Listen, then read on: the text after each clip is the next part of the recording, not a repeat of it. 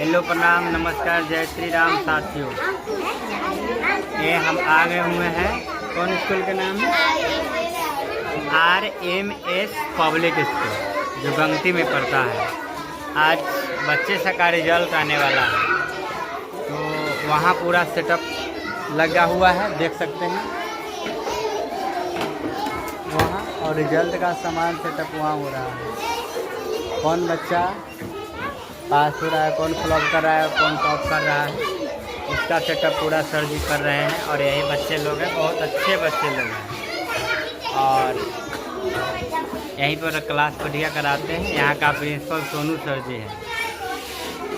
और देखिए रिजल्ट कितना सेटिंग से सजाए हुए हैं। सभी बच्चे को गार्जियन लोग उपस्थित हो चुके हुए हैं। आप लोग भी अगर अपने बच्चे को पढ़ाना चाहते हैं तो यहाँ गंगती RMS स्कूल में ज़रूर भेजें। यहाँ का यही सोनू सर जी है, देख सकते हैं आप लोग।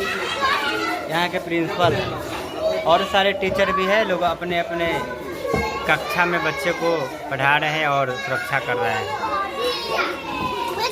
यही सब सिखाते हुए मिलते हैं नेक्स्ट।